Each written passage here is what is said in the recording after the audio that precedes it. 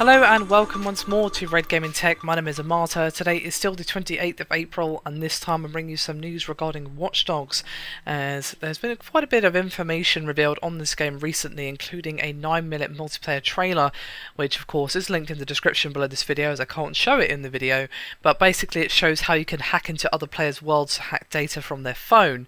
Now, a lot of people have thought this from the beginning of Watch Dogs reveal about how it's going to have this sort of mingle player of basically being able to invade other players' worlds, kind of like Dark Souls.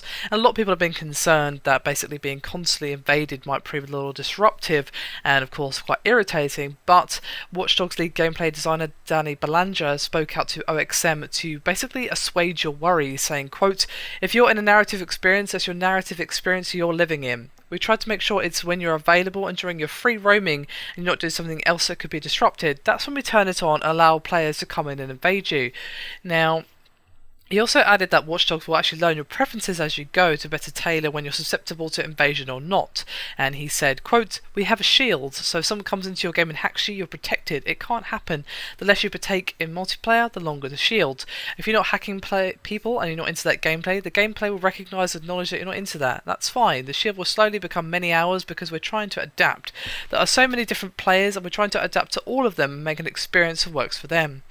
Now, those hacking other players will gain notoriety, and basically, the more notorious you are, you basically gain access to new skills along the way.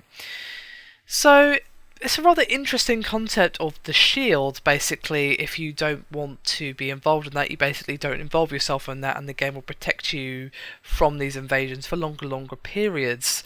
So, quite an interesting idea. And for those of you wondering, well, what if I don't want it at all? What if I just want to turn it off? You can do that. Danny Belanger did say back in the midst of time on March 10th that basically you can turn them off. He said, quote, "All the online activities are just part of the menu. They're a choice, but if someone's not into that, they can totally turn it off."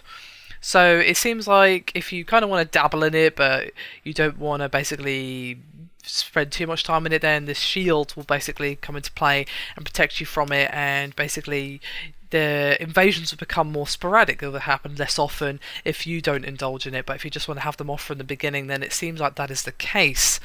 So a bit of an update there regarding the single player, multiplayer invasions, or mingle player, or whatever the balls you want to call it.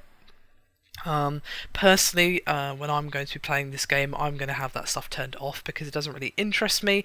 I want my single player games to be single player, but hey, that's just my personal preference. Of course, you guys may be really excited by the prospect of being able to hack into other players' world and having that tension of when am I going to be hacked? Oh my god, you know, what's going to happen when someone invades my worlds? So I know some people are going to be into that, and that's fine, but I think the option to turn it off is very important, so I'm happy that it's definitely playing a part, and the shield mechanic is definitely an intriguing one. Anyway, that is me done for this video. Thank you very much for watching, and I'll see you next time.